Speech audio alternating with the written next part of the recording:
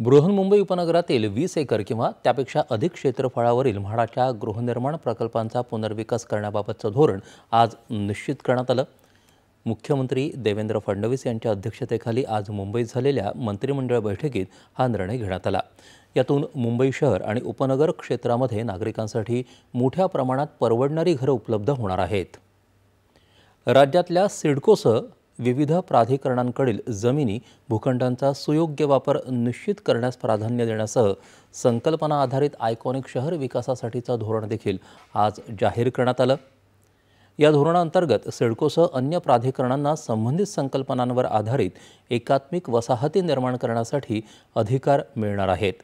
निवासी एकात्मिक वसाहत किंवा आंतरराष्ट्रीय व्यावसायिक क्षेत्रांची उभारणी होणार असून सिडकोसह विविध प्राधिकरणांकडील लँड बँकेचा सुयोग्य वापर व्हावा याची तरतूदही या धोरणात आहे।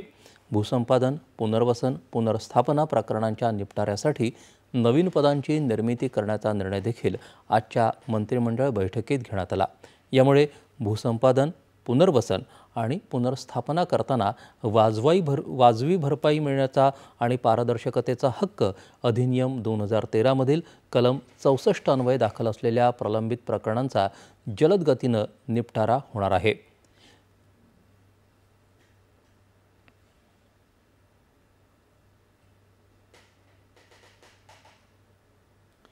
महाराष्ट्र भिक्षा प्रतिबंध कायद्यातील मानहानिकारक शब्द वगळायलाही मंत्रिमंडळानं मान्यता दिली। सर्वोच्च न्यायालयाच्या आदेशानुसार विधी आणि न्याय विभागानं केलेल्या शिफारशींनुसार या अधिनियमातील महारोगानं पीडित, कुष्ठरोगी, कुष्ठालय असे शब्द वगळले जाणार आहेत। रतन टाटा महाराष्ट्र राज्य कौशल्य विद्यापीठासाठी 339 पदांची निर्मिती तसंच शिक्षकांची 232 आणि शिक्षकेतर 107 पदांना मंजुरी देण्यात आली। त्याचप्रमाणे महाराष्ट्र सार्वजनिक विश्वस्त व्यवस्था अधिनियम 1950 मध्ये सुधारणा करण्यासही राज्य मंत्रिमंडळानं मान्यता दिली। मुख्यमंत्री देवेंद्र फडणवीस